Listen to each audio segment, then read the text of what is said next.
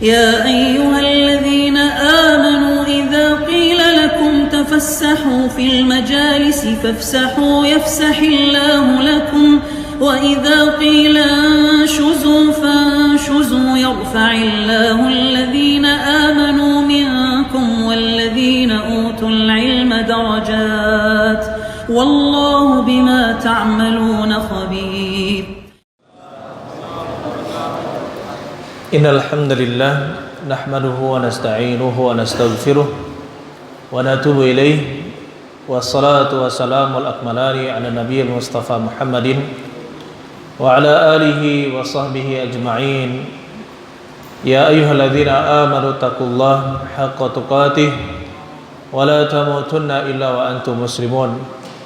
يا أيها الذين آمنوا اتقوا الله وقولوا قولا سديدا يصلح لكم أعمالكم ويغفر لكم ذنوبكم ومن يطع الله ورسوله فقد فاز فوزا عظيما. وبعد أيها الإخوان rahimani wa rahimakumullah, saudara-saudari sekalian, Bapak Ibu sekalian yang mudah-mudahan kita semua dirahmati oleh Allah Subhanahu wa taala. Alhamdulillah kita bertemu lagi di masjid ini, Masjid Abdurrahman bin Auf di Kota Lahad. Mudah-mudahan Allah Subhanahu wa taala memberkahi kita, memberkahi umur kita dan juga harta kita, begitu pula keluarga kita, dan selalu membimbing kita dalam ketaatan kepada Allah Subhanahu wa taala sampai akhir hayat kita. Ayyuhal ikhwan rahimani wa rahimakumullah, insyaallah pada malam hari ini kita bahas sedikit tentang dasar-dasar fikih puasa, dasar-dasar fikih puasa. Baik, jadi insyaallah kita bahas ya. Nanti insyaallah masalah, kalau ada permasalahan yang penting yang dibutuhkan, silakan bisa ditanyakan setelah materi, baik dengan tulisan maupun dengan dengan lisan. Yang pertama, as-siyam dan as-shaum. Baik, di dalam bahasa Arab puasa disebut dengan as-shaum atau as-siyam. Secara bahasa artinya adalah apa? Al-imsak, yaitu apa? Menahan. Al-imsak, menahan dari sesuatu. Ya. Inni nazartu lirrahmani shauma. Saya bernazar, kata Maryam di dalam Al-Qur'an di surat Maryam, sesungguhnya saya telah bernazar lirrahman, kepada Allah untuk berpuasa. Walan ukallimal yauma insiya. Pada hari ini saya tidak akan berbicara kepada seorang manusia pun. Ini menunjukkan al-imsak. As-siyam di sini artinya adalah al-imsak, yaitu menahan. Sedangkan menurut syariat kita, yang dimaksud dengan as-siyam itu memiliki makna khusus. Jadi kalau misalkan ada kata di dalam bahasa Arab itu memiliki makna secara syar'i, maka dia tidak dibawa kepada makna lughawi. Kalau dia memiliki makna secara syar'i, maka tidak dibawa kepada makna lughawi. Ya. Jadi kalau misalkan seperti as-salatu, as-salah, arti dari as-salah adalah ad-du'a, doa. Tapi kalau salat secara syar'i, kalau dikatakan salat secara syar'i, maka kita pahami bahwa salat itu adalah ibadah yang dimulai dengan takbir, diakhiri dengan salam, dengan syarat-syarat dan rukun-rukun tertentu. Kita bisa pahami salat seperti itu. Begitu pula puasa. Puasa pengertiannya juga kalau kita katakan as-siyam, maka maknanya adalah makna secara syar'i, bukan secara lugawi. Ya, nanti ada makna kalau tidak ada pembatasannya di dalam syar'i dan tidak ada pembahasannya.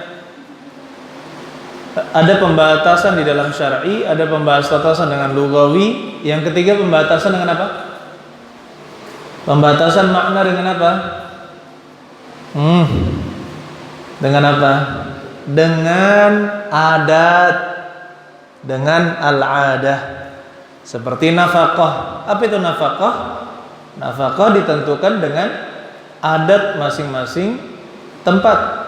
An-nafkah, al-ihsan, berbuat baik. Al-ihsan, bagaimana berbuat baik?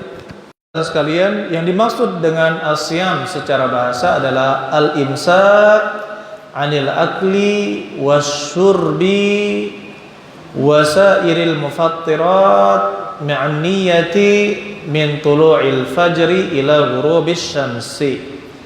Dia adalah al-imsak, menahan diri, 'anil akli wasyurbi, dari makan dan minum, dan segala yang membatalkan puasa. Menahan diri dari makan, minum, dan segala yang membatalkan puasa, ma'an niyah, disertai dengan niat. Disertai dengan niat, min tulu'il fajri atsani, dari terbitnya fajar yang kedua, yaitu fajar shadiq, dari terbitnya fajar shadiq ila ghurubis syams, sampai terbenamnya matahari. Jadi di sini kalau misalkan ada orang yang beribadah, dia menahan dirinya dari makan, minum, kemudian seluruh yang membatalkan puasa seperti berhubungan badan, memasukkan cairan untuk menjadi makanan dalam tubuh, begitu pula yang lainnya seperti muntah dengan sengaja, maka ini kemudian disertai dengan niat. Kalau tidak ada niat, kalau seseorang tidak makan dan tidak minum, diam saja, dia tidak pasang niat di sana, maka tidak sah puasanya. Dia harus menggunakan niat. Innamal a'malu binniyat. Sesungguhnya amalan itu tergantung niatnya. Dari terbitnya fajar shadiq. Jadi di sini perlu kita pahami, fajar shadiq itu adalah fajar yang membentang dari utara ke selatan. Ketika kita melihat ke ufuk timur, maka dia membentang putih. Ya, cahaya dari utara ke selatan, kita melihat ke timur, ya. Dan cahaya ini terus terang. Terus terang, bukan cahaya yang menipu, kadang terang, kadang hilang, kadang terang, kadang hilang. Ini namanya fajar kadzib.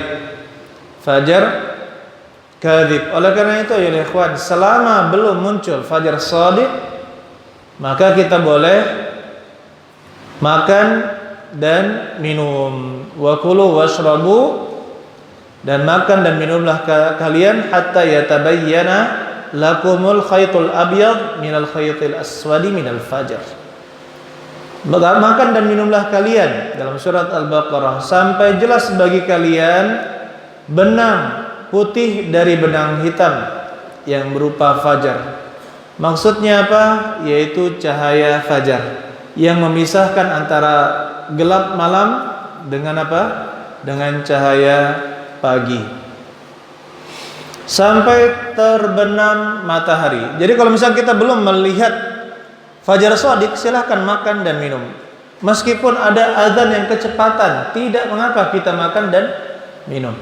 Kalau azannya kecepatan, maka tidak mengapa kita makan dan minum. Sampai terbenam matahari. Begitu pula kalau kita sudah yakin matahari terbenam atau ghalabatuz zan, ya cukup dengan ghalabatuz zan, yaitu apa? Sangkaan berat kita, matahari telah terbenam, kita boleh berbuka walaupun orang belum azan. Kadang di masyarakat kita, orang itu muazzinnya minum, makan, sudah puas dulu, kenyang, ya, baru azan. Nah ini dikerjai sama muazzin, kita sudah nunggu-nunggu gitu kan. Sudah nunggu-nunggu, malah dia belum azan, sudah buka duluan. Kalau di Mekah Madinah, ya muazzinnya itu makan berapa butir, satu kurma, minum air, kemudian dia azan.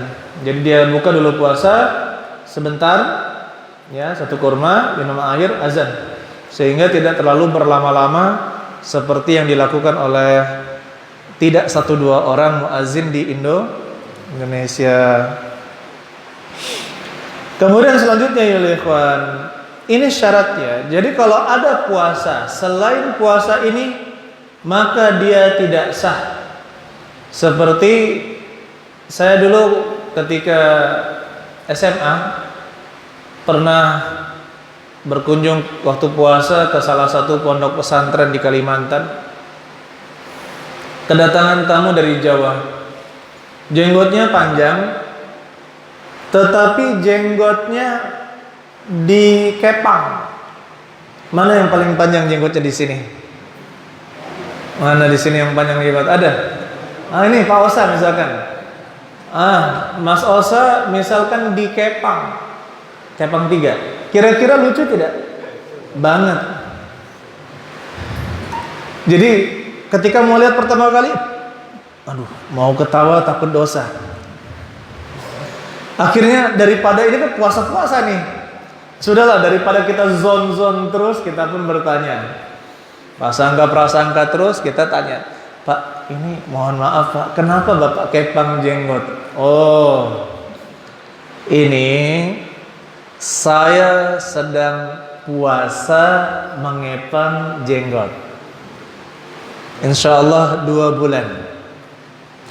Ternyata sebelumnya dia pernah puasa naik pohon tidak turun-turun. Astagfirullah, Bapak ini ya Allah. Ini mengartikan ibadah dengan apa? Imsak. Iya tak? Dia mengartikan ibadah dengan pengertian bahasa. Yang namanya saum itu adalah al-imsak, menahan. Jadi saya menahan tidak turun-turun dari pohon. Itu saya bayangin itu.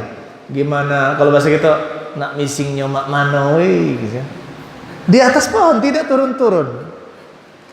Kemudian dia juga sebelumnya pernah puasa 2 bulan tidak berbicara kepada orang lain. Apakah sah puasa seperti itu? Jawabannya tidak sah. Itu bukan syariat Islam. Kita punya syariat sendiri. Begitu pula puasa-puasa untuk mendapatkan tenaga dalam. Puasamu muti selama seminggu, selama sebulan, atau selama 40 hari. Tidak boleh makan selain yang putih-putih. Minum air putih. Minum susu juga boleh karena warnanya putih. Makan nasi boleh, makan telur juga boleh, tapi yang putihnya saja, yang kuningnya enggak boleh. Masya Allah. Kalau kemplang boleh tak? Putih boleh berarti. Kalau putih, ini muskilah. Ini pertama sudah salah niat. Kenapa? Niatnya sudah bukan karena Allah, ingin mendapatkan ilmu tenaga dalam. Yang kedua, dia beribadah dengan yang tidak disyariatkan, maka terjatuhlah kepada bid'ah. Nauzubillahi min dzalik. Kemudian ayyuhal ikhwan rahimani wa rahimakumullah. Jadi rukun puasa dengan pengertian yang telah kita sebutkan ada 2. Yang pertama adalah al-imsak 'anil mufattirat, menahan diri dari seluruh pembatal puasa, dari terbit fajar shadiq sampai terbenam matahari. Menahan diri, ini yang pertama, rukunnya adalah menahan diri dari segala pembatal puasa, dari terbit fajar shadiq sampai terbenam matahari. Yang kedua, rukun yang kedua adalah an-niyah. Dan kita bisa pahami ayyuhal ikhwan, bahwasanya kalau seorang berpuasa tapi dia niat untuk membatalkan puasanya ketika melihat, misalkan dia melihat ada makanan terhidang di siang hari, disiapkan oleh istrinya yang sedang haid misalkan, dan dia juga sedang, taruhlah misalkan safar, misalkan dia sedang safar, jadi boleh berbuka. Maka dia bilang, sudah, puasa saya batal. Walaupun dia belum makan, tapi dia sudah berniat batal, maka batal puasanya. Puasanya batal. Nah sekarang kalau niatnya ragu-ragu bagaimana? Batal nggak ya? Tapi ini rendang, pindang tulang pula, bukan tulangnya dagingnya banyak. Terus ditambah jengkol, aduh jengkol. Misalkan yang suka jengkol, tambah apa lagi? Tambah sate. Alamak, bulan puasa kok seperti ini ujiannya. Tapi dia safar, boleh dia berbuka kan? Ketika safar dia boleh berbuka. Ragu dia, buka tidak, nanti tergoda saya ini. Akhirnya apa? Kalau ragu tidak membatalkan puasa. Kalau dia belum menetapkan sesuatu, maka pendapat yang kuat untuk keraguan-raguan itu tidak membatalkan puasa. Kemudian selanjutnya ya ikhwan, masalah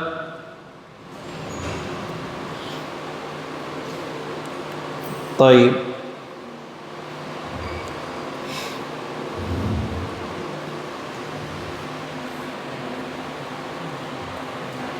Masalah selanjutnya, masalah junub. Ketika kita azan subuh,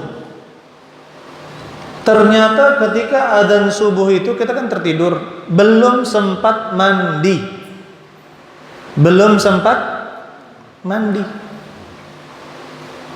Masih dalam keadaan junub.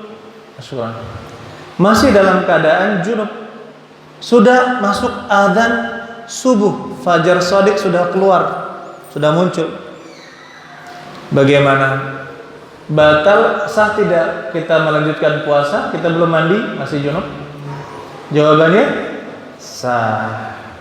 Alhamdulillah. Kenapa? Karena kata Allah Subhanahu wa taala, "Kulu washrabu", makan dan minumlah kalian hatta sampai yatabayyana lakumul khaitul abyad minal khaitil aswadi minal fajr. Makan dan minumlah kalian sampai jelas benang putih dari benang hitam di waktu fajar. Maksudnya adalah masuknya fajar shadiq. Kalau boleh makan dan minum, begitu pula melakukan mohon maaf jima, ya, di akhir detik-detik sebelum azan, detik-detik sebelum apa?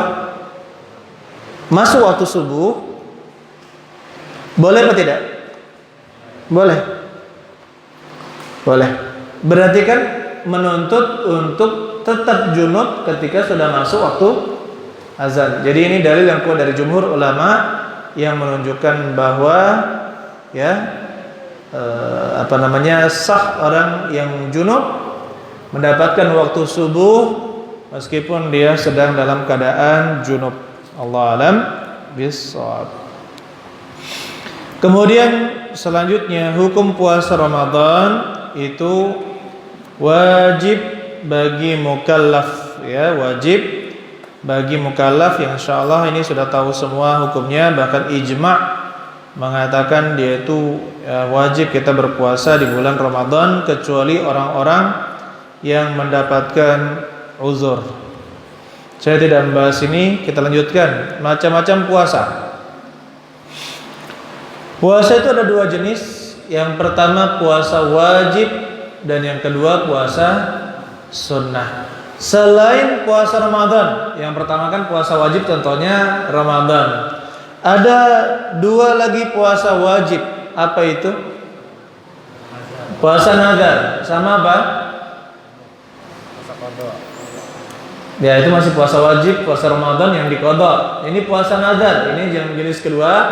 Puasa yang wajib adalah puasa karena nazar. Yang ketiga adalah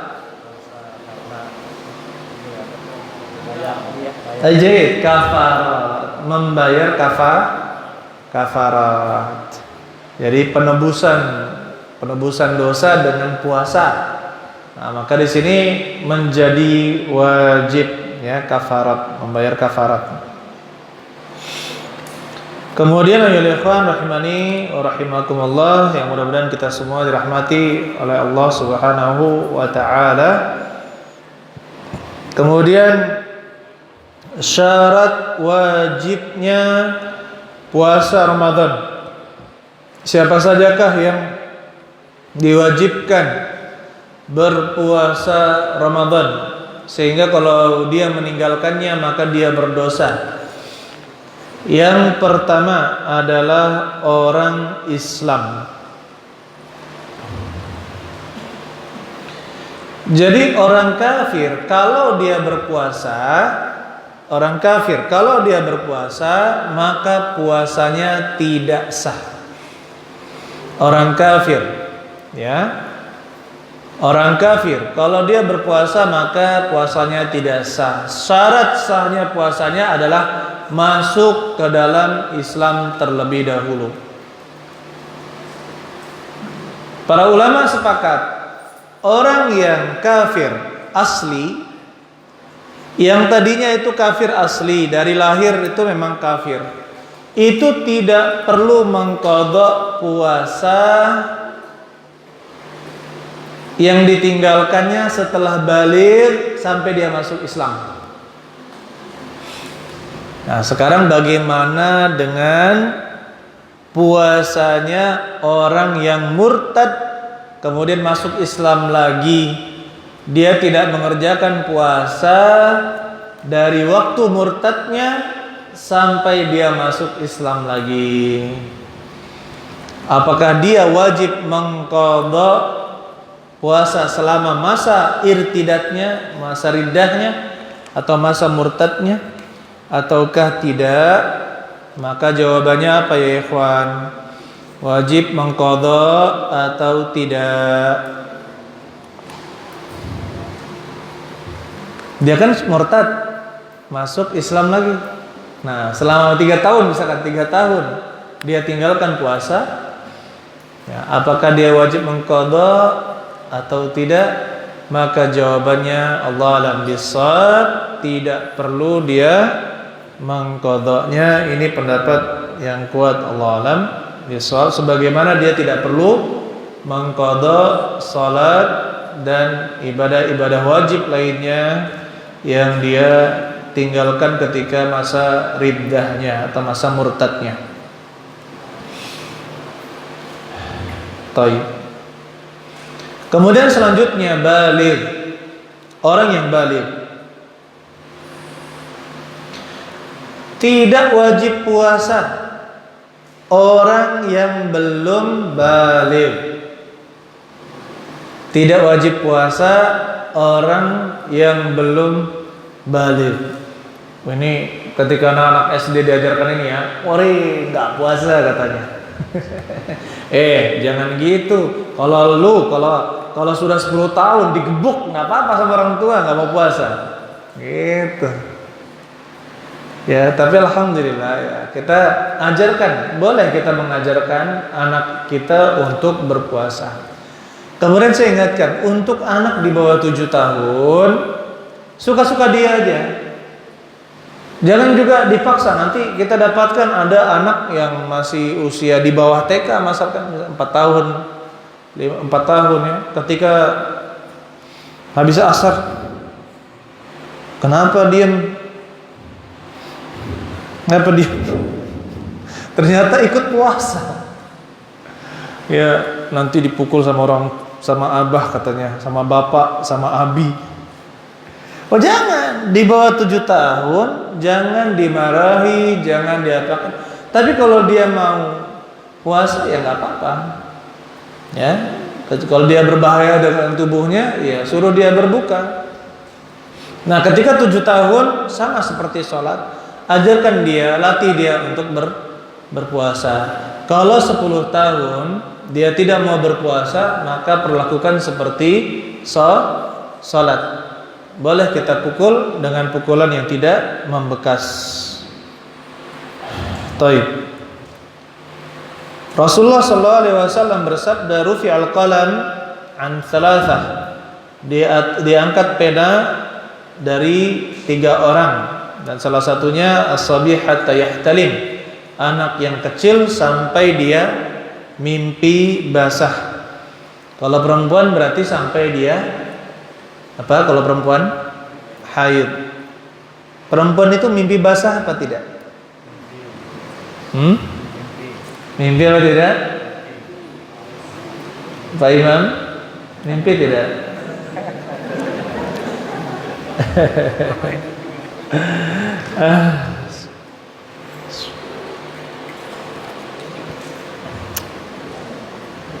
Ya kata Nabi SAW, in ra'atil ma' faltaghtasil. Jika dia melihat air, maka dia mandi. Berarti perempuan juga bisa mimpi basah. Nah, tapi ciri yang paling tampak pada perempuan adalah haid. Ya, adalah haid. Kemudian ayyuhal ikhwan rahimani wa rahimakumullah, ada permasalahan. Kalau anak kecil ternyata mimpi basahnya di siang hari setelah zuhur, di siang hari di bulan Ramadan. Begitu pula yang perempuan haid setelah zuhur di siang hari Ramadan. Apakah dia wajib menahan dirinya berpuasa sampai akhir? Ya, kalau dia tahan itu maka dianggap telah berpuasa penuh, ya, ataukah tidak? Ini bagaimana? Apakah dia wajib menahan diri untuk berpuasa? Jawabannya wajib. Ada yang jawab tidak? Ada yang jawab tidak? Gimana? Wajib atau tidak? Masya Allah.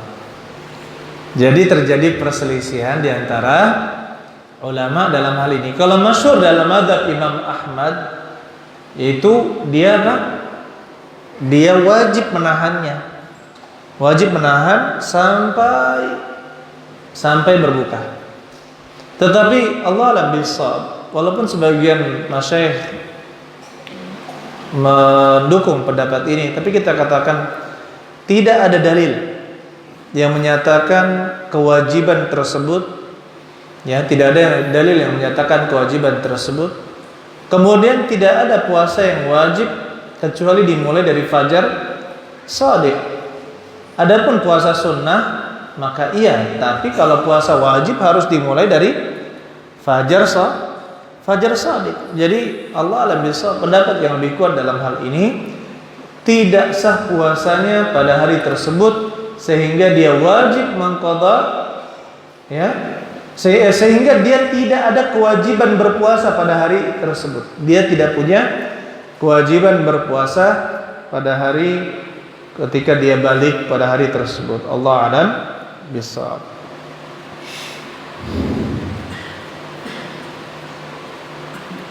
Kemudian yang selanjutnya yaitu berakal. Yaitu apa? Berakal. Syarat kalau dia tidak berakal seperti orang yang gila. Orang yang gila, apakah orang yang gila itu wajib berpuasa? Jawabannya tidak.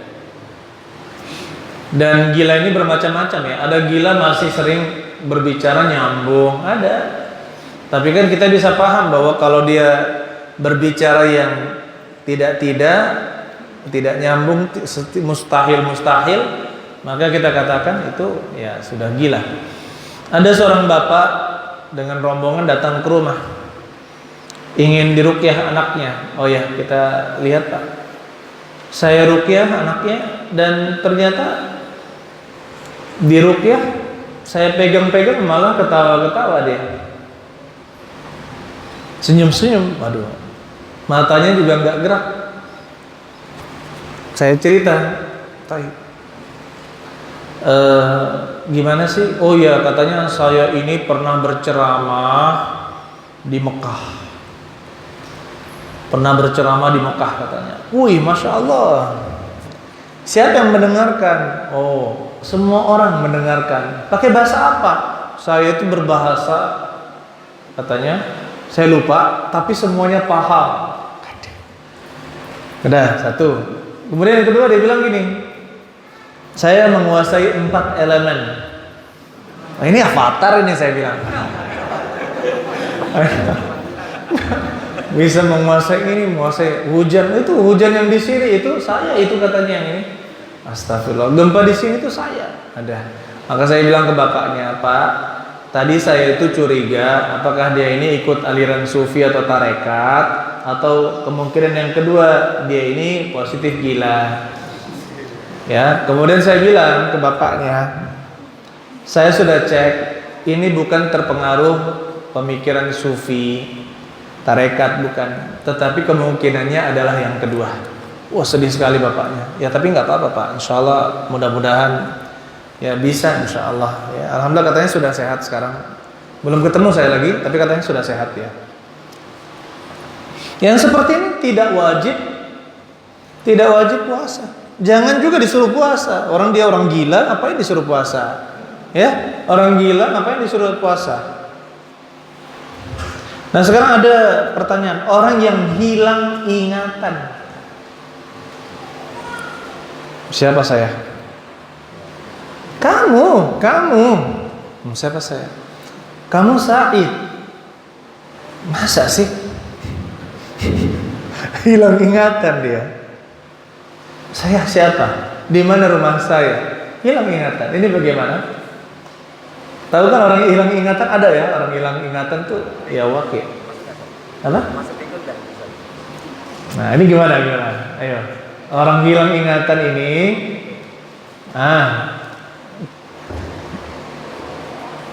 ternyata orang yang hilang ingatan itu, ya ada dua jenis. Kalau dia benar-benar tidak ingat, bahkan sampai agamanya pun tidak ingat, maka yang seperti ini dia tidak wajib berpuasa. Kenapa? Dia dimasukkan ke dalam majnun, kepada gila. Tapi kalau misalkan dia itu hilang ingatan, dia sadar, dia tahu bacaan sholat, dia tahu kewajiban berpuasa, cuma dia tidak tahu siapa dirinya. Hanya itu. Dia tidak tahu siapa diri, tapi dia tahu kewajiban. Maka kita katakan, ya dia tetap wajib berpuasa, Karena terkadang hilang ingatan itu tidak semuanya juga ya. Hilang ingatan itu tidak semua. Buktinya makan pizza, pesan pizza juga bisa dia kalau misalnya suka pizza ya. Kita donat, bisa dia donat, masih ingat. Nah yang ingat, kalau dia masih ingat kewajiban syariat, maka dia tetap wajib berpuasa. Kemudian selanjutnya mengenai orang yang seperti ini adalah al-atah. Al-atah ini orang yang kekurangan akal. Jadi dia gilanya separuh, gilanya setengah. Maka kita lihat, kalau gilanya setengah, ini juga ada beberapa keadaan. Jika pembicaraannya selalu tidak masuk akal, maka dia tidak wajib puasa. Tetapi kalau suatu saat dia itu sadar, Masya Allah, kembali normal. Kapan datang gilanya, main seperti anak-anak, ikut sama anak-anak main. Kapan dia sehat? Wah, berwibawa, pakai jas, pakai baju ini, sholat. Nah, kalau mendapatkan orang yang gilanya kadang gila, kadang tidak, maka ketika dia gila itu tidak wajib puasa. Tapi ketika tidak gila, ketika dia sadar, maka dia wajib puasa. Ketika dia sadar, maka wajib puasa. Apa ada seperti itu? Ada. Ya, kapan datang gilanya? Aduh, katanya semua orang disalami. Tapi ketika di rumah normal lagi dia. Ya. Kapan sedikit kambuh gilanya. Nah, ketika kambuh gilanya, dia itu hilang kewajiban. sholatnya juga tidak, puasanya juga tidak.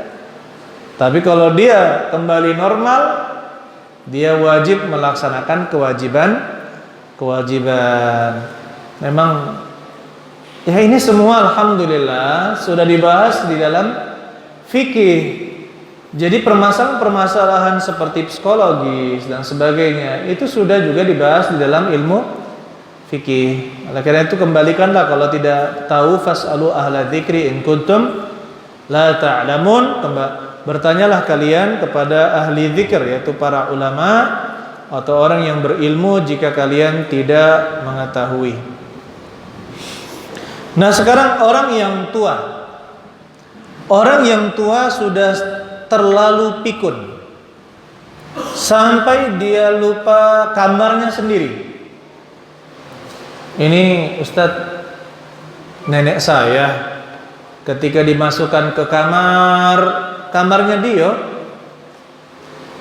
ini bukan kamar aku katanya. Dikeluarkan lagi ke ruang tamu, pakai kursi saudara. Ayo kita kelilingkan dulu, masukkan lagi ke kamar yang sama. Wah, ini kamar aku. Kamarnya sama, ya. Kemudian banyak pikunnya, sudah sangat banyak pikunnya, sudah tidak bisa mengingat lagi atau sangat sedikit mengingatnya.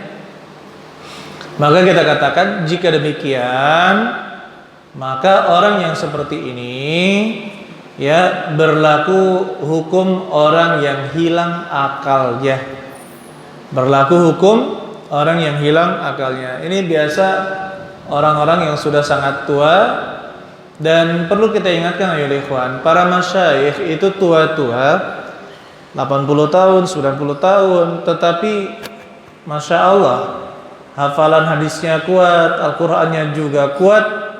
Ternyata ada teman saya bilang itu seperti golok.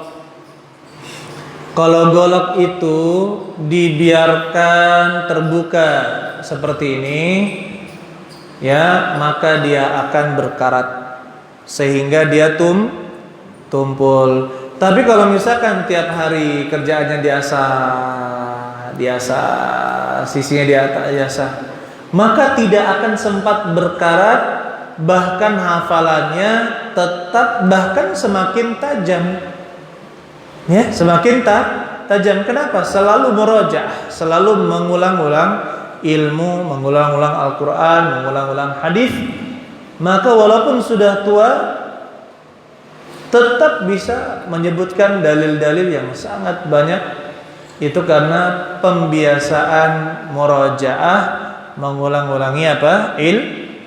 Ilmu. Nah, ini mau seperti golok berkarat, apa golok yang tajam? Antum pengen yang mana nih? Golok yang tajam. Berarti dari muda harus sering menghafal dan mengulangi hafalan. Taib. Kemudian selanjutnya, jadi bagaimana orang yang seperti itu? Orang yang sudah tua tapi pikunnya sudah sangat banyak. Apakah dia wajib membayar fidyah karena tidak wajib puasa? Apakah dia wajib membayar fidyah? Jawabannya wajib.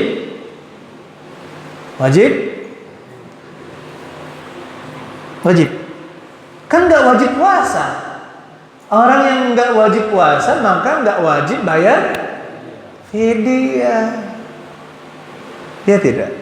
Jadi tidak membayar fidyah. Kenapa? Karena dia tidak wajib berpuasa. Yang membayar fidyah itu orang yang wajib berpuasa tapi dia lemah. Seperti saya pernah dapatkan bapak-bapak, aduh, jam 1, kepala saya panas katanya. Sudah tua, sudah 65 tahun ke atas, hampir 70 waktu itu. Cuma dia jarang berpuasa. Sudah, jangan berpuasa. Dia tidak sanggup untuk berpuasa, maka bayar dengan fidyah. Dan ini juga faedah ya ikhwan. Orang itu meskipun tua kalau tidak dibiasakan dengan puasa sunnah, maka dia akan berat berpuasa Ramadan. Dia akan berat untuk berpuasa Ramadan. Dan ada kerabat saya, kakek-kakek 85 tahun, sampai akhir hayatnya beliau tidak pernah luput dari Senin Kamis atau puasa Daud. Saya berbuka, puasa sampai fisik lemah pun masih kuat untuk berpuasa. Jadi ini sebenarnya adalah pembiasaan. Yang jarang puasa sunnah maka akan berat di usia tuanya untuk berpuasa. Tapi yang biasa mengerjakan puasa sunnah, maka insya Allah tetap ringan yang namanya puasa Ramadan. Selanjutnya ya ikhwan, syarat wajib yang lainnya adalah as-sihhah, yaitu sehat. Kalau seorang itu sakit yang memberatkannya untuk berpuasa, maka ya dia tidak wajib berpuasa. Kalau puasanya itu berat, maka dia tidak wajib berpuasa. Tapi kalau misalkan sakitnya ringan, kok kamu nggak puasa? Ya ini cantengan kaki saya. Cantengan kaki memang sakit, tapi apakah mengganggu puasa? Jawabannya tidak. Tapi kan saya sakit. Katanya Allah dalam Al-Quran, wa man kana maridhan, barang siapa yang sakit, au ala safarin, atau dalam keadaan safar, fa'idatun min ayamin ukhra, maka diganti di hari-hari yang lain. Ini kan sakit katanya. Cantengan, saya sakit. Nggak boleh. Yang namanya sakit ini adalah sakit yang memberatkan untuk berpuasa. Jadi jangan juga ada ikhwan kita, memang dia baru hijrah. Ustadz kemarin saya Ramadan kemarin ini saya puasa. Saya sakit, tapi saya paksakan berpuasa sampai saya termuntah-muntah. Loh kenapa antum paksakan? Saya bilang, ini Ustaz, selama hidup saya tidak pernah full puasa Ramadan. Ya mantan preman. Selama hidup saya tidak pernah full. Ini saya ingin jadikan Ramadan terindah. Ramadan hijrahnya adalah Ramadan yang terindah. Polisi hijrah akibat bunuh orang, nggak sengaja gitu kan, mabuk mungkin. Hafal juz 30 sekali duduk di setor. Masya Allah. Polisi hijrah, baru hijrah, 30 juz 30 di setor sekali duduk. Masya Allah. Untuk standar, kalau saya katakan untuk standar bacaannya, Masya Allah itu sudah cukup lah, sudah cukup.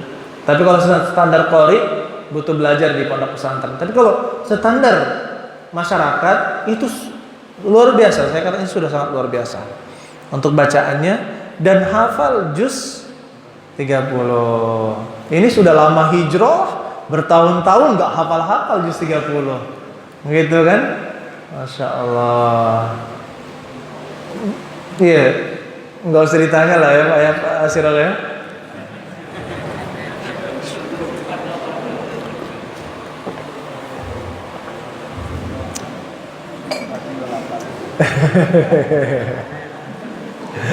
Masya Allah, bukan nyinggung lah, nyindir aja ya.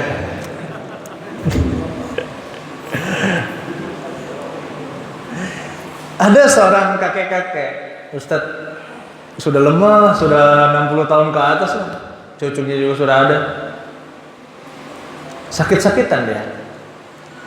Ini batal tidak kalau kita disuntik? Kan kita sakit, disuntik. Saya katakan, Bapak, kalau Bapak sakit tidak perlu puasa. Tidak perlu puasa. Jadi tidak, ketika disuntik dalam keadaan tidak berpuasa. Oh gitu ya? Iya, jadi tidak mengapa kalau sakit tidak usah memaksakan diri puasa, karena fisiknya juga kita lihat sudah lemah. Sudah lemah fisiknya. Ya, jangan berpuasa kalau sakit. Nah, sekarang kalau vaksin, suntik vaksin COVID-19, disuntik, batal tidak kalau kita disuntik vaksin sama dinas kesehatan nih, ada orang-orang kesehatan di sini? Batal tidak? Jawabannya tidak batal. Kalau diinfus, lagi lapar nih. Lapar diinfus. Wih, kenyang lagi. Kalau sampai diinfus batal. Kenapa? Karena tujuan diinfus itu adalah sebagai pengganti makanan. Ya, kalau bukan sebagai pengganti makanan seperti dibekam, disuntik, maka itu tidak membatalkan puasa. Allah alam bissawab. Kemudian yang selanjutnya, syarat wajib puasa adalah al-iqamah. Jadi dia itu tidak sedang bersafar. Iqamah berarti tinggal di tempat tinggal. Tidak sedang bersafar, tidak sedang bersafar, yang mana safarnya itu bisa mengqashar salat. Bisa mengqashar salat kira-kira 80 km jarak safarnya. Kapan seorang sudah meniatkan untuk bersafar dan dia sudah bersafar melewati batas kota, melewati batas daerah, tujuannya 80 atau lebih kilometernya, maka dia boleh tidak berpuasa meskipun baru keluar dari batas kota. Misalkan di sini kan ada lahat, kemudian ada pagar alam ya. Kan ada batas wilayah. Ada batas wilayah. Kapan keluar dari, kalau pagar alam masih 68 ya. Kalau pagar alam ke Bengkulu bisa. Misalkan mau ke Bengkulu lewat pagar alam ke mana ya, apa namanya? Mana ya? Ada daerah namanya mana? Itu kan sudah safar berarti kan? Kemana? Nah, ketika lewat batas kota lahat itu sudah boleh kita berbuka puasa. Boleh kita berbuka puasa. Tapi kalau masih dalam batas kota lahat itu tidak boleh berbuka puasa.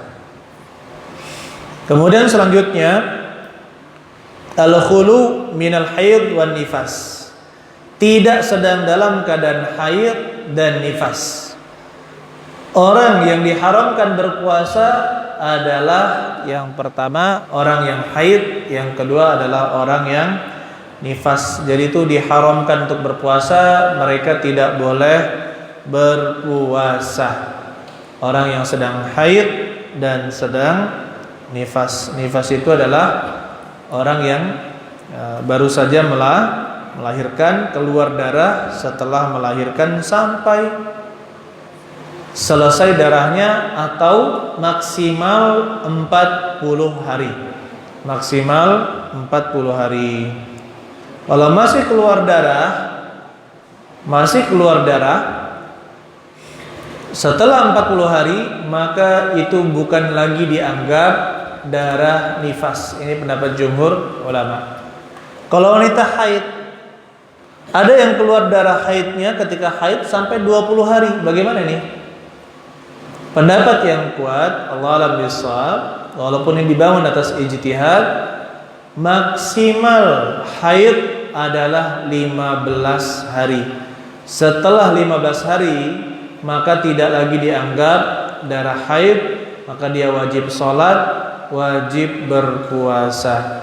Dan alhamdulillah dengan adanya pembatasan 15 hari itu, ini lebih mengenakkan, artinya lebih nyaman untuk dia dan juga suaminya. Allah alam bissawab. Insyaallah kita azan isya, kemudian kita sholat. Setelah itu kita lanjutkan kajian kita ba'da isya. Barakallahu fikum jami'an. Assalamualaikum warahmatullahi wabarakatuh.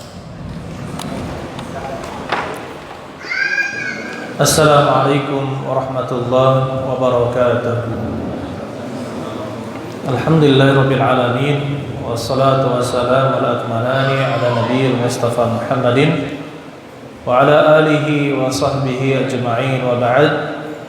Ayyuhal ikhwan rahimani wa rahimakumullah, saudara-saudari sekalian yang mudah-mudahan kita semua dirahmati oleh Allah Subhanahu wa taala. Bapak Ibu sekalian, kita lanjutkan ke permasalahan yang berikutnya tentang masuk dan keluarnya bulan Ramadan.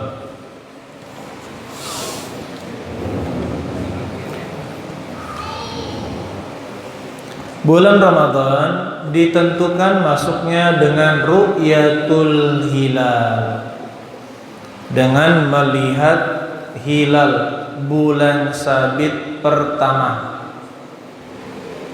Bulan sabit pertama, dan dia munculnya sebelum maghrib atau ketika sore.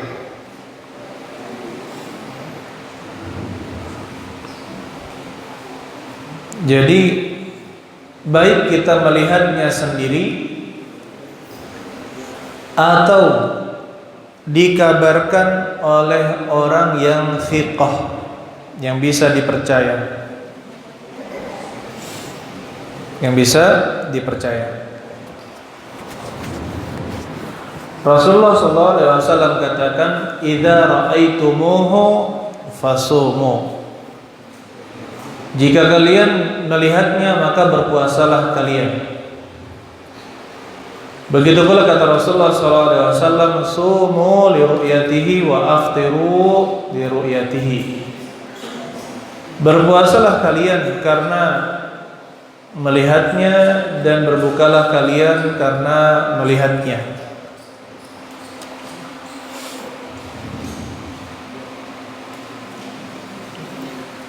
Apakah satu ru'yatul hilal ini berlaku untuk seluruh dunia?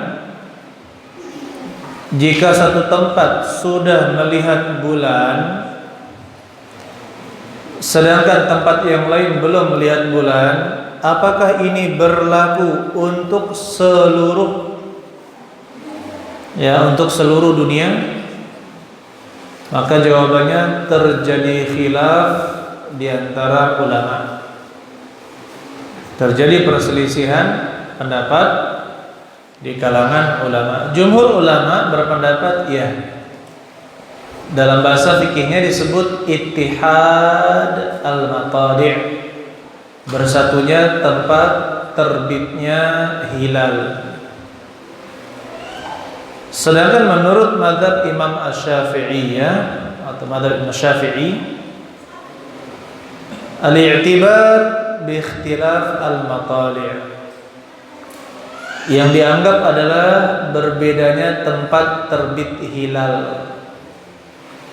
Jadi bisa saja ru'yatul hilal di negeri ini berbeda dengan ru'yatul hilal di negeri yang lain. Dan inilah pendapat yang lebih kuat, karena setiap daerah hanya diwajibkan mengetahui bagaimana keadaan daerahnya. Di zaman dahulu tidak ada yang namanya telepon, tidak ada yang namanya internet, tidak ada yang namanya media informasi yang dengan cepat bisa menyampaikan ke daerah yang lain dengan gelombang radio atau satelit, tidak ada. Dan kita ketahui bahwasanya yang namanya agama Islam itu bisa dipakai kapanpun dan dimanapun kita. Kapanpun dan dimanapun kita. Maka ini menjadi kaidah untuk mentarjih, ya, kaidah untuk mentarjih atau merajihkan pendapat tersebut haruslah mewakili Islam yang bisa diamalkan kapanpun dan dimanapun. Apabila ada pendapat yang hanya bisa dipakai di satu tempat keadaan, tidak pada keadaan yang lain, maka ini menunjukkan bahwa pendapat tersebut lemah. Menunjukkan pendapat tersebut lemah. Baik, alhamdulillah, kalau kita berpegangan kepada ikhtilaf al-maqali', perbedaan tempat hilal, maka yang menjadi pelajaran yang dianggap adalah apa? Daerah kita masing-masing. Tetapi dalam permasalahan seperti ini ayo ikhwan, kita mengembalikan kepada pilihan dari pemerintah. Kalau seandainya pemerintah mengikuti pendapat Ittihad al-Maqali', bersatunya tempat terbit hilal, misalkan jika suatu negeri telah melihat, maka negeri yang lain juga melihatnya, maka kita ikuti pemerintah karena dia telah berpegang kepada pendapat tersebut dan pendapat tersebut diakui di dalam dunia Islam. Kalau misalkan pemerintah kita seperti Indonesia berpegang kepada ikhtilaf al-maqali', perbedaan tempat terbit hilal, kemudian mengharuskan satu Indonesia mengikuti apa ketetapan yang ditetapkan oleh pemerintah, maka kita juga mengikuti apa yang ditetapkan pemerintah, meskipun kita lebih memilih pendapat yang pertama, yaitu Ittihad al-Maqali'. Permasalahan ini pun dibawa ke Lajnah Daimah dan tidak menghasilkan satu kata sepakat. Tetapi mereka sepakat, para ulama di Lajnah Daimah ketika ada Syekh bin Baz, mereka sepakat jika pemerintah menetapkan dan mengambil satu pendapat, maka yang lain masyarakatnya harus mengikuti. As-sawmu yawma yasumun nas wal fitru yawma yuftirun nas. Berpuasa di mana manusia berpuasa, berbuka di mana manusia berbuka. Allahu a'lam bishawab. Jadi ini ketaatan kepada pemerintah sangat penting di dalam hal ini untuk menyatukan suara kaum muslimin. Kemudian selanjutnya waktu niat. Pendapat yang kuat untuk puasa wajib berniat di waktu malam. Karena kata Nabi sallallahu alaihi wasallam, "Man lam yubayyit as-siyama minal lail atau qabla al-fajr fala siyama lahu." Barang siapa yang tidak membermalamkan niat sebelum subuh, maka tidak ada puasa baginya. Ya, berbeda dengan puasa sunnah. Kalau puasa sunnah maka boleh ketika kita belum melakukan hal-hal yang membatalkan puasa, dari setelah sholat subuh sampai kita berniat, misalkan jam 9 pagi, boleh kita berniat di jam 9 pagi tersebut, atau jam 10, jam 11 boleh. Karena Rasulullah SAW pernah bertanya kepada keluarganya, "Hal indakum min syai'in?" Apakah kalian memiliki sesuatu, maksudnya untuk dimakan?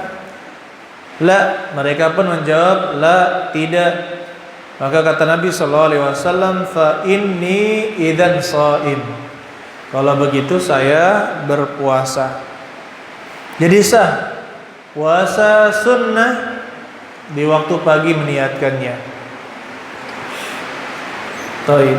Lah bukankah kita berniat di waktu malam untuk berpuasa? Nah ini perselisihannya terjadi ya Yulifan. Misalkan ada seorang tidur di jam 5 sore, kemudian dia bangun di jam 5 subuh, berarti sudah masuk waktu subuh. Karena kelelahan, jadi dia tidak mendapatkan malam. Apakah sah dia berpuasa di hari tersebut? Jawabannya tidak sah puasanya. Dia harus mengqadha puasanya tersebut. Baik. Dia harus mengganti puasanya di hari yang lain. Kenapa? Karena dia tidak berniat di malam hari. Yang namanya niat cukup di hati. Tidak perlu mengucapkan, apalagi setelah salat tarawih, nawaitu shauma ghadin an ada'i fardhi syahri ramadhan hadhihi sanati lillahi ta'ala. Ya, maka tidak ada yang seperti itu, tidak diajarkan oleh Nabi sallallahu alaihi wasallam.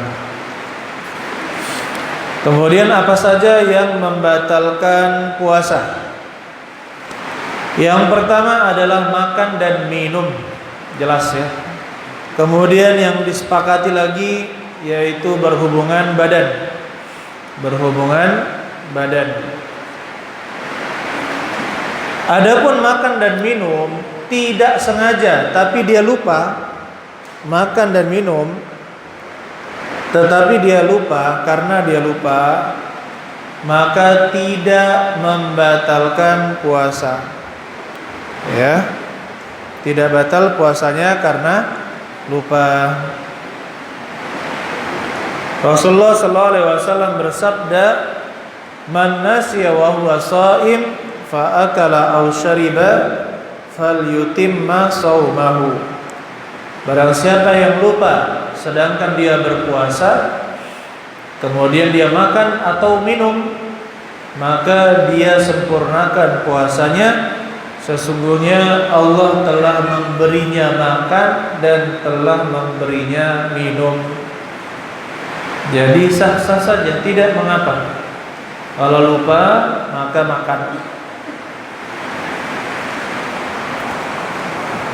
Kemudian berhubungan badan.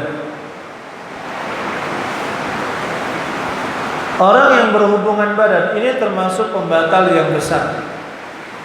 Jika dia berhubungan badan di siang hari Ramadan sedangkan dia wajib berpuasa, maka dia kena kafarat. Apa itu kafaratnya? Yang pertama, dia harus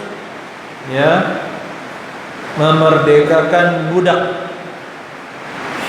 Jika tidak ada, maka dia berpuasa 2 bulan berturut-turut.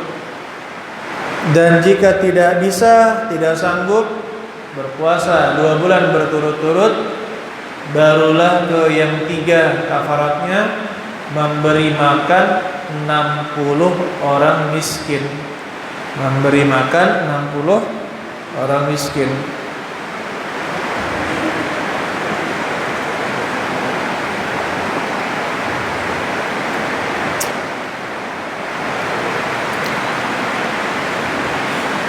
Kemudian bagaimana dengan al-istimna? Yaitu mohon maaf, mengeluarkan mani dengan sengaja. Atau bahasa ini kita Indonesia onani ya, beronani. Pendapat yang kuat, pendapat jumhur ulama, dia membatalkan puasa. Karena Nabi sallallahu alaihi wasallam mengatakan tentang puasa, mana'tu, berkata puasa, mana'tuhu at-ta'ama wa syahawatihi bin nahar. Saya telah menahan dirinya dari makan dan juga syahwat-syahwatnya di siang hari. Sedangkan al-istimna itu menyalurkan syahwat. Al-istimna itu menyalurkan syahwat. Jadi dia membatalkan puasa hanya saja tidak terkena kafarat, tidak terkena kafarat. Adapun orang yang mimpi basah,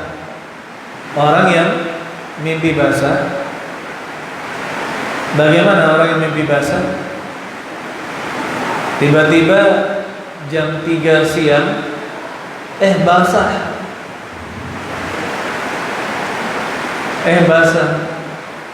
Ya, maka itu tidak batal.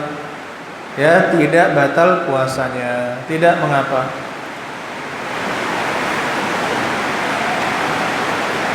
Kalau membayangkan kemudian keluar madhi itu bukan mani. Madhi itu yang keluar tanpa adanya mani itu keluar tidak seperti madhi, ya, tidak berbeda dengan mani. Intinya belajar lagi lah madhi, ya. Madhi, kalau keluar madhi, kalau mengikuti mazhab Imam Ahmad, maka puasanya batal. Alangkah saronya, alangkah susahnya. Jadi pendapat yang kuat, keluar madhi tidak membatalkan puasa. Kemudian pembatal berikutnya, yaitu muntah dengan sengaja. Muntah dengan sengaja. Kalau misalkan mabok di jalan,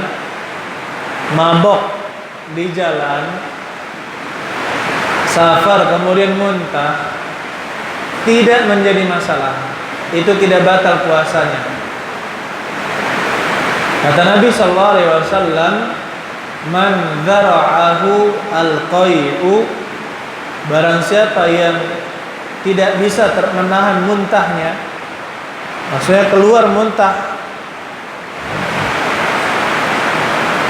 falaisa alaihi qada, maka tidak ada kewajiban mengqada baginya. Wa man istaqa'a 'amdan falyaqdi, barang siapa yang muntah dengan sengaja, maka dia harus menggantinya. Dan ini juga menjadi dalil yang mengatakan bahwa jika seorang makan dan minum dengan sengaja, begitu pula berhubungan dengan sengaja di siang hari bulan Ramadan, padahal dia wajib berpuasa, maka dia juga wajib mengganti puasanya tersebut. Kemudian selanjutnya, bagaimana dengan hijamah, berbekam? Apakah berbekam membatalkan puasa?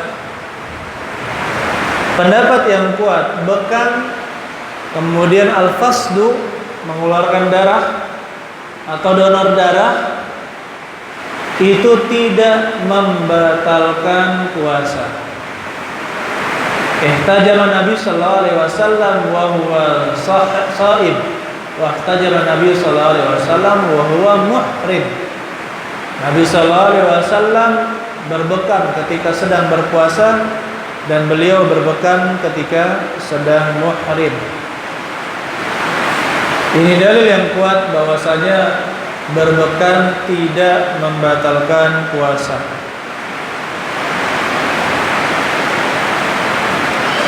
Kemudian yang membatalkan puasa selanjutnya adalah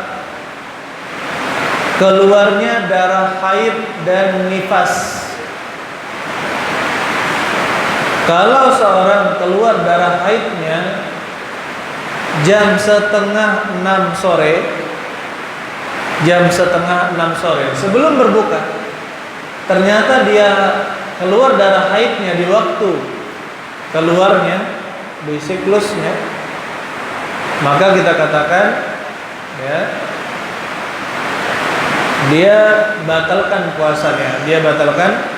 puasanya. Begitu pula wanita yang melahirkan. Wanita yang melahirkan, setelah melahirkan masih keluar darahnya, ya iya, karena normalnya wanita lama ya keluar darahnya, maka dia tidak boleh berpuasa. Kemudian pembatal selanjutnya adalah riddah, yaitu keluar dari agama Islam. Orang yang keluar dari agama Islam murtad, maka otomatis puasanya batal. Kemudian yang selanjutnya niat untuk berbuka. Kalau dia telah berniat untuk berbuka meskipun ya belum makan apapun, maka dia kalau sudah niat berbuka maka batal puasanya. Allah a'lam bishawab. Silakan kalau ada pertanyaan kita buka insyaallah. Sejuk malam ini ya, masyaallah. Ya silakan. Reza. Enggak dengeran. Maju aja. Hujan kita nih.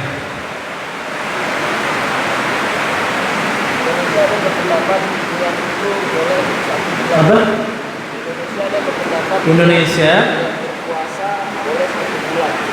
boleh berpuasa 1 bulan. Jadi niatnya. Jadi ada di beberapa tempat mereka melakukan niat puasa itu malam hari tapi untuk 1 bulan.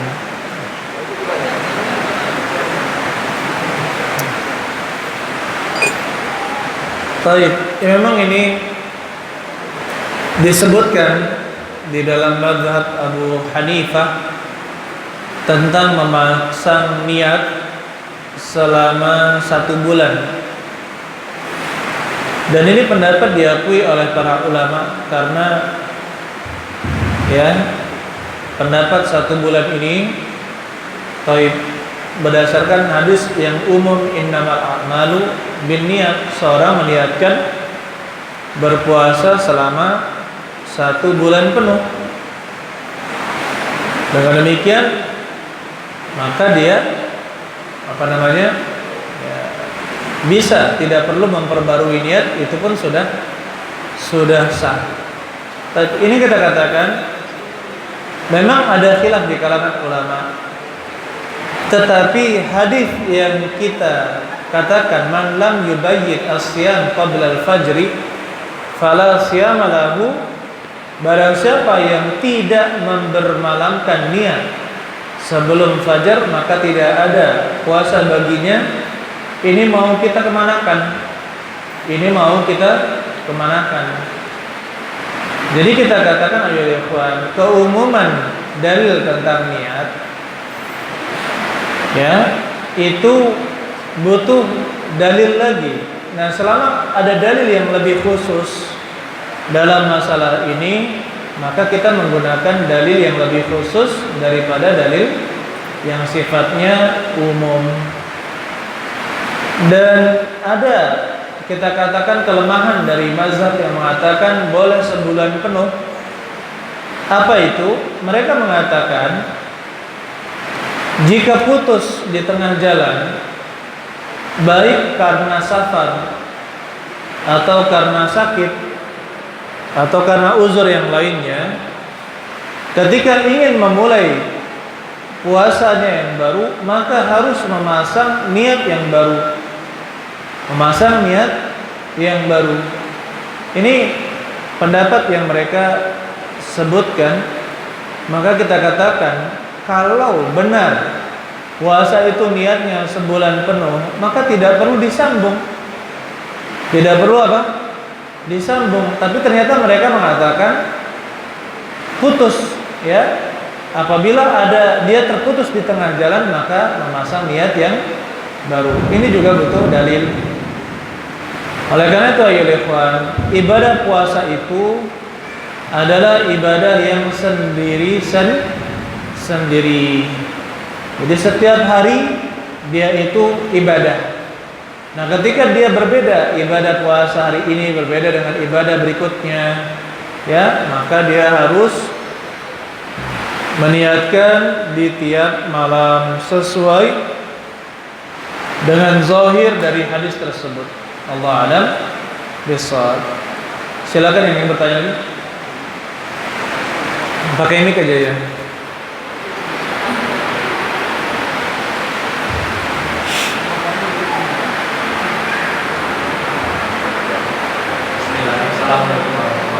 Waalaikumsalam warahmatullahi wabarakatuh. Tadi disampaikan bahwasanya salah satu syarat berpuasa yaitu tidak melakukan bersafar. Tidak dalam bersafar ya. Ini saya tanyakan adalah apabila kita merencanakan suatu safar, misal berangkat naik busnya itu siang misalnya, setelah sholat zuhur, apakah kita boleh dari pagi menjelang subuh itu sudah tidak berpuasa? Terima kasih. Baik. Apakah boleh kita yang akan mengadakan perjalanan safar setelah sholat zuhur, perjalanan jauh, apakah dari pagi kita boleh untuk berbuka puasa? Pendapat yang kuat dalam hal ini adalah tidak boleh. Kenapa? Karena dia tidak tahu keadaannya setelah zuhur. Apakah positif dia akan jalan atau tidak? Ya, bisa saja ada uzur yang mengakibatkan dia tidak bisa bersafar. Sehingga pendapat yang kuat dalam hal ini, pendapat jumhur ulama, tidak boleh mulai berbuka kecuali setelah melewati batas kota. Setelah melewati batas daerah kita, baru di sana kita naik bus kemudian keluar daerah, maka itulah ya boleh kita mengambil rukhsah untuk berbuka puasa. Kalau masih di dalam kota, maka tidak mengambil rukhsah. Kenapa? Dalilnya sangat mudah kita gunakan. Faman kana minkum maridan aw ala safarin. Barang siapa di antara kalian sakit aw ala safarin atau dalam keadaan safar. Nah, di sini dalam keadaan safar, dia belum bersafar. Kalau dia belum bersafar berarti belum boleh mengambil uzurnya. Allah alam bishawab. Ini ada pertanyaan.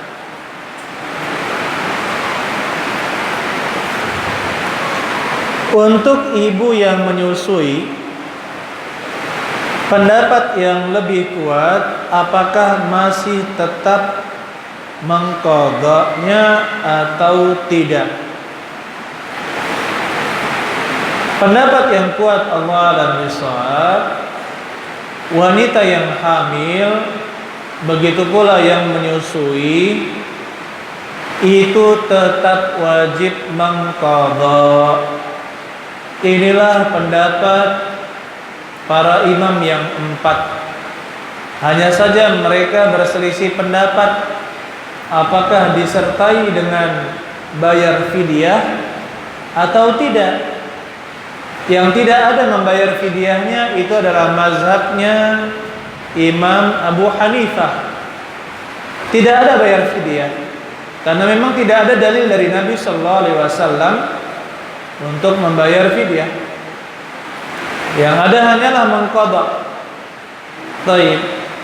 Sedangkan di dalam mazhab Imam Syafi'i, jika dia takut bahaya pada dirinya, pada kesehatannya, wanita yang hamil dan menyusui kadang dia takut dengan kesehatannya sendiri, maka dia cukup mengganti puasa. Tapi jika apabila dia hanya mengkhawatirkan anaknya saja, maka dia membayar fidyah dan juga mengqadha. Tapi intinya juga mengqadha puasa. Baik, ini pendapat yang sesuai dengan dalil Allah alam bishawab. Karena Rasulullah SAW juga katakan, Innallaha wada'a 'anil musafiri, sesungguhnya Allah Subhanahu wa taala menggugurkan dari musafir syatras salati wasyam atau wassaum, setengah dari salat dan juga puasa. Allah menggugurkan setengah salat dan juga puasa dari orang yang bersafar.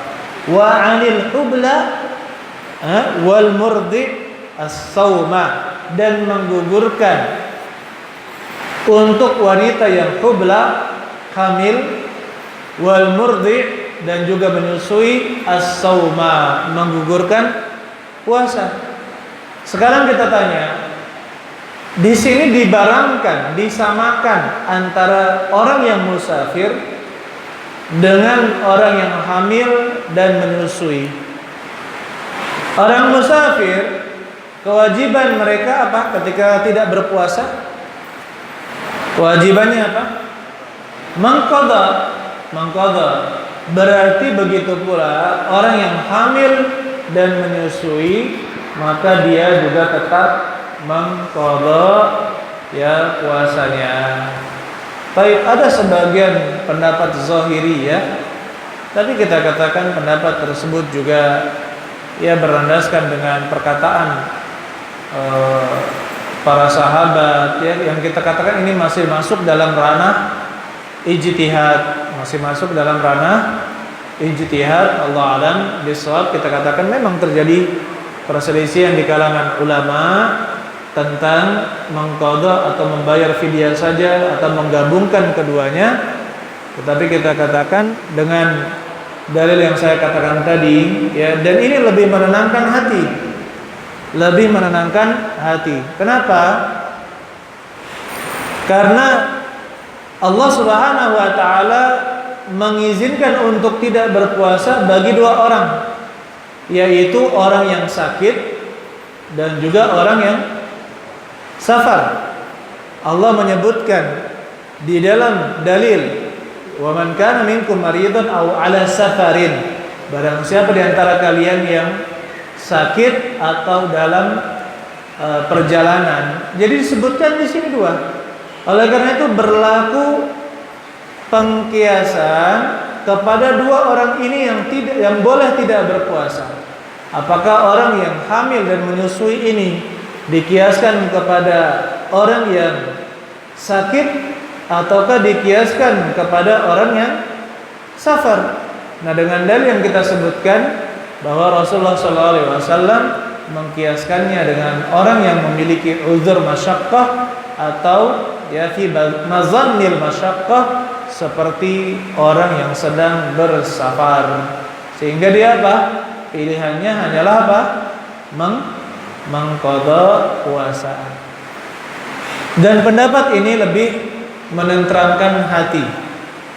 Menenteramkan hati yaitu mengqadha puasa. Apakah perlu membayar fidyah? Jawabannya tidak perlu. Ya, jawabannya tidak perlu. Kenapa? Alasan yang disebutkan oleh para ulama, in khafata ala nafsiha, jika dia takut khawatir pada dirinya, ya, maka dia cukup mengqadha. Jika dia takut hanya pada bayinya, maka dia membayar fidyah dengan mengqadha. Sekarang kita kiaskan, jika ada orang tenggelam, kita sedang lemah. Kalau kita tidak minum, ya, kita tidak bisa membantu orang yang tenggelam tersebut. Atau misalkan ada kita lagi lemah karena puasa, kita harus makan untuk menambah kekuatan kita agar bisa menarik orang yang terjatuh di jurang. Akhirnya kita berbuka puasa. Berbuka puasa karena uzur, ingin menyelamatkan orang yang terjatuh di jurang atau yang tenggelam. Kita makan agar bisa lebih kuat. Apakah orang seperti ini membayar fidyah? Yang membuka karena ada uzur, dia bayar fidyah? Sepakat para ulama tidak membayar fidyah sama sama sekali. Begitu pula dengan wanita yang hamil dan menyusui. Ustadz, bagaimana kalau istri di tahun ini dia hamil, di tahun kedua dia masih menyusui, di tahun ketiga hamil lagi, di tahun keempat menyusui lagi, di tahun kelima hamil lagi, terus 6, 7, 8 ya, sampai yang ke-6, berarti yang ke-12 menyusui. 12, jadi 12 Ramadan itu uzurnya hamil dan menyusui. Nah ini terjadi tidak? Terjadi, seperti yang depan antum ini, istrinya 12 tahun, istri hamil, kalau tidak hamil menyusui. Sampai bingung dia, berapa ya katanya.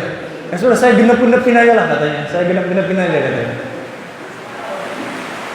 12 kali 30 atau 12 ya, 12 kali 30 berapa itu? 360 ya. Nah, ini Masya Allah ini. Nah, bagaimana cara mengqadanya? Maka dia itu waktunya muassa. Waktunya itu lapang. Jadi kapan dia sudah tidak hamil dan menyusui, maka diqadha ya sesanggupnya dia. Jangan sampai menyusahkan. Dia qadha, tidak harus dalam 1 tahun dia berpuasa terus. Untuk itu tidak, tapi dia muasa. Misalkan di tahun ini dia cicil berapa, di tahun depan dia cicil lagi berapa, seperti itu. Kalau misalkan masa mau hamil terus ya, ya kan pasti ada berhentinya juga lah ya, Mas Imam ya, Ayo Imam ya. Iya. Ya ada stucknya gitu kan, pasti ada berhentinya. Ya sudah, ketika dia berhenti, mulai dia mengqadha. Nanti kalau misalkan sampai tua, ternyata tua, masih ada hutang puasanya, ternyata dia sudah tidak sanggup lagi berpuasa, hutangnya masih ada dalam berpuasa, atau misalkan qadarullah dia meninggal dalam keadaan masih memiliki hutang puasa. Nah, tadi kata atau ya, tidak sanggup atau dia meninggal, maka kita bayarkan fidyah. Kita bayarkan fidyahnya. Allah alam bissawab. Jadi diganti puasanya dengan fidyah. Dan ini lebih menenteramkan. Pendapat mengqadha itu lebih menenteramkan hati daripada pendapat yang hanya membayar fidyah. Itu penuh dengan was-was. Sampai istri pernah ditanya, karena dia misalkan condong kepada membayar fidyah. Kak katanya, jadi manggilnya kakak. Kak, ini saya condong kepada mengambil pendapat fidyah saja, tapi sekarang saya sedang nifas. Ya sepakat para ulama, orang nifas itu apa? Tidak boleh puasa. Apa kewajibannya? Mengqadha. Sepakat para ulama. Ya, wanita yang nifas kewajibannya adalah mengqadha puasa, bukan membayar fidyah. Kalau dia membayar fidyah ketika nifas, itu tidak gugur kewajibannya. Paham? Baik.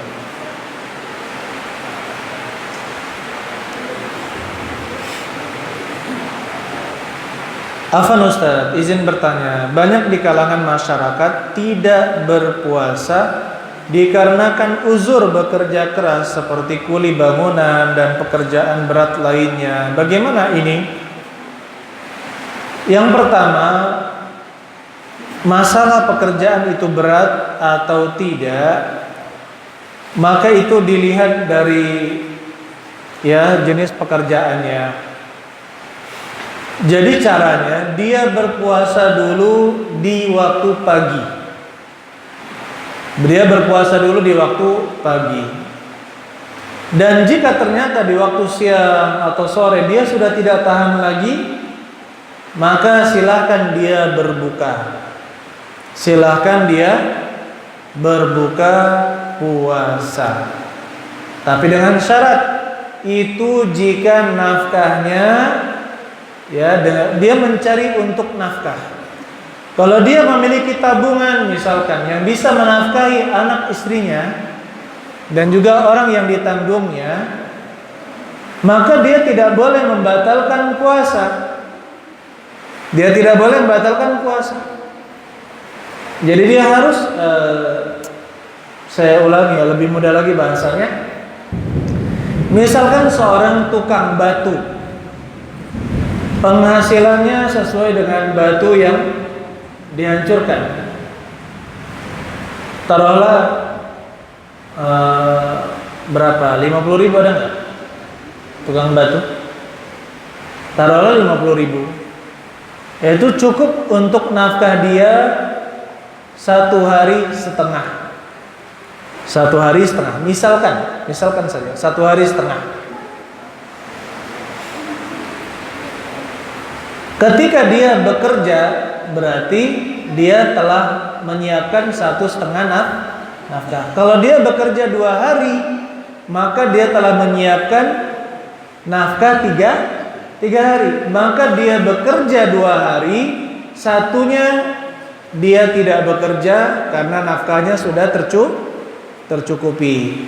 Nafkahnya sudah tercukupi. Baik.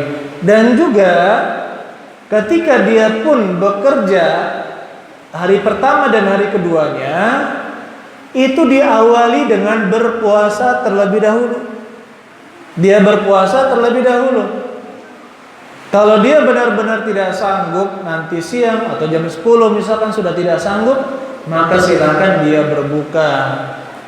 Tapi kalau misalkan dia sekali bekerja bisa untuk 3 hari, sehari bekerja bisa memberi nafkah 3 hari, maka sehari dia bekerja, hari kedua dan ketiga dia tidak bekerja, hari keempat dia bekerja, hari berikutnya 2 harinya dia tidak bekerja. Kecuali, saya kecualikan lagi, orang yang terikat kontrak. Orang yang terikat kontrak, misalkan saya gaji kamu per bulan sekian, kamu tidak boleh tidak bekerja. Ya, terikat kontrak. Kamu saya gaji sekian dan pekerjaannya berat. Seperti pekerjaan tambang, ada mengangkat dan sebagainya, panas terik dan sebagainya, ini sangat memberatkan kalau dia tidak berbuka. Sedangkan pekerjaan tambang gajinya besar, ya kan? Gajinya besar, lebih dari nafkah. Tetapi dia terikat perjanjian atau kontrak kerja, maka dia harus penuhi kontrak kerja tersebut. Dia tetap penuhi kontrak kerja tersebut. Jadi dia terus bekerja tanpa bolong-bolong. Kemudian dia mengambil uzur, ya, mengambil uzur apa? Untuk tidak berpuasa. Tapi kalau dia sanggup berpuasa, maka dia tetap berpuasa. Allah alam bisawab. Kalau di Saudi kerjanya itu dari sore. Dari kerjanya sore, ketika buka puasa, ya, sampai setelah sholat buka puasa berhenti sampai setelah sholat isya. Nah, setelah sholat isya, di waktu orang sholat tarawih, mereka bekerja lagi sampai malam, memenuhi 8 jam. Memenuhi 8 jam. Kemudian mereka istirahat sampai asar, baru mereka mulai lagi. Jadi tidak ada alasan bagi mereka, walaupun kerjaan mereka berat, untuk membatalkan puasa. Ini orang-orang yang mengerti lah ya. Kalau, dan buktinya ya ikhwan, tukang-tukang pondok kami dulu ketika bekerja sama dengan kami, ya, kami tanyakan, Pak, ini kan sebentar lagi puasa, bagaimana ini?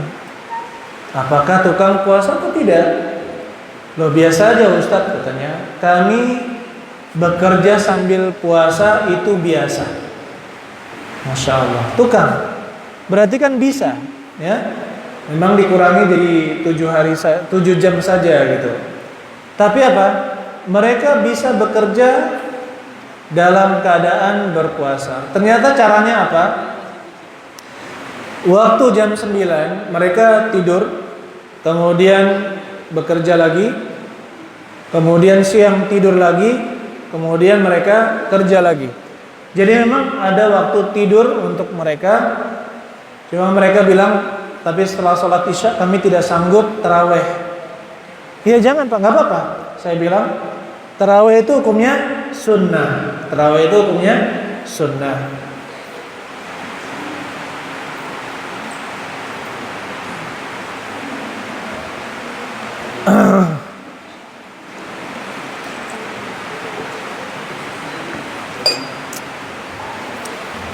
Apa hukumnya bagi orang yang berpuasa namun tidak melaksanakan sholat 5 waktu?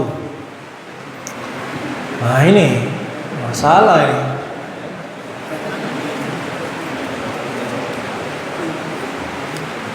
Puasa lantaran malu, nah ini bahaya kan?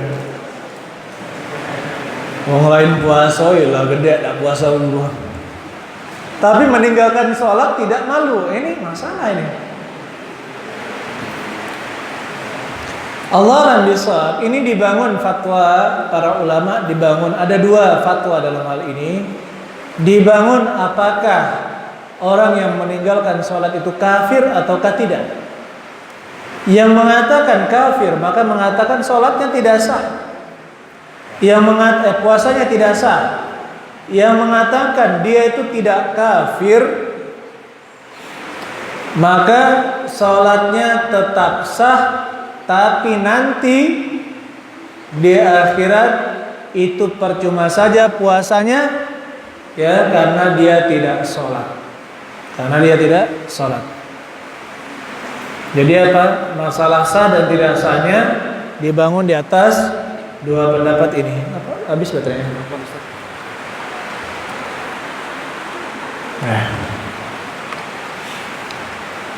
Masya Allah.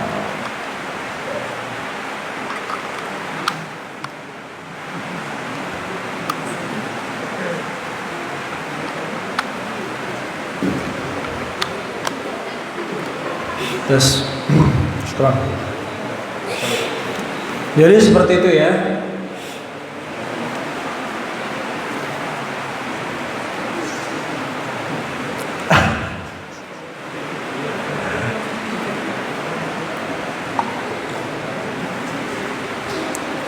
Ini ada mantap ini.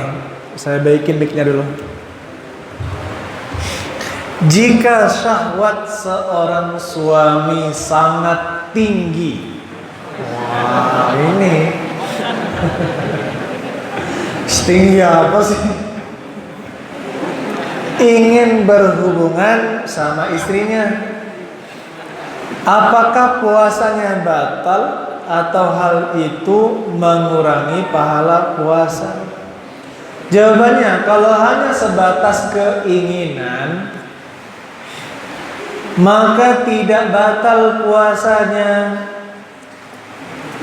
Ya, tidak batal puasanya. Apakah bisa mengurangi pahala puasa? Bisa jadi.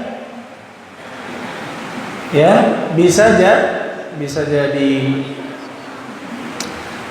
Fa'innahu amlakukum bi'irbihi. Dalam hadis tersebut sungguhnya dia itu lebih bisa menahan nafsunya. Taib. Jadi Allah bisa saja mengurangi pahalanya. Tapi kalau misalkan tidak terjadi hubungan badan, tetapi melakukan muqaddimah,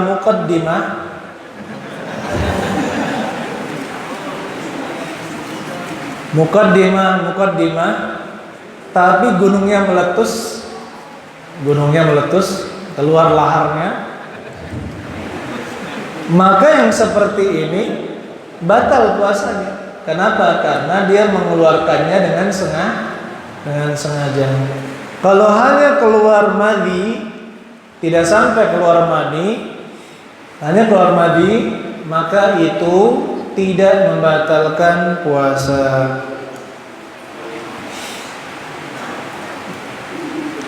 Kapan waktu terbaik membayar fidyah? Waktu terbaik membayar fidyah adalah misalkan kita sudah tua, tidak sanggup lagi berpuasa, atau sakit yang menahun. Sakitnya menahun, tidak lagi diharapkan kesembuhan. Ya, ada seperti ini, tidak lagi dokter pun memvonis tidak sembuh-sembuh ini. Maka kapan waktu terbaik?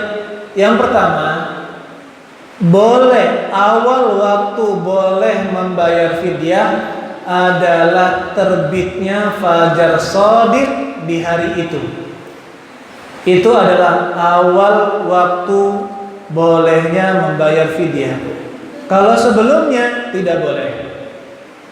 Kalau sebelumnya tidak boleh. Kemudian boleh tidak diundur sampai hari ke-30? Jawabannya boleh. Boleh tidak diundur sampai bulan Sya'ban? Syawal boleh. Ya, tetapi lebih utama menyegerakan pembayaran fidyah.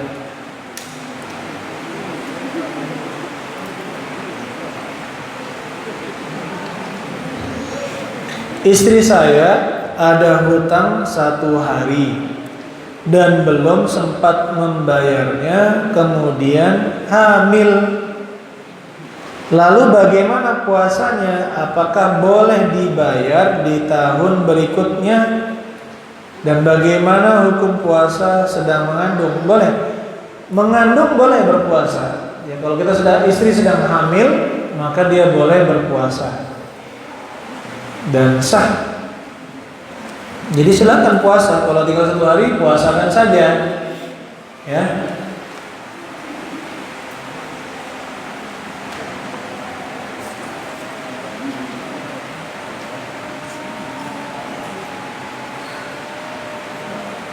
Allah alam bisawab. Suara saya mau habis. Tadi ngisi di Tanjung Enim kok perasaan suara saya nggak jelas gitu, jadi saya agak keras. Nah di sini alhamdulillah keras ya, insyaallah. Allah alam bisawab. Insyaallah kita ya mudah-mudahan bisa dibahas pada pertemuan depan, insyaallah, untuk fikih selanjutnya. Tapi biasanya saya malas safar kalau puasa ya. Allah alam bisawab. Barakallahu fikum jami'an. Subhanallahi hamdik, asyhadu an la ilaha illa anta, astaghfiruka wa atubu ilaik. Assalamualaikum warahmatullahi wabarakatuh.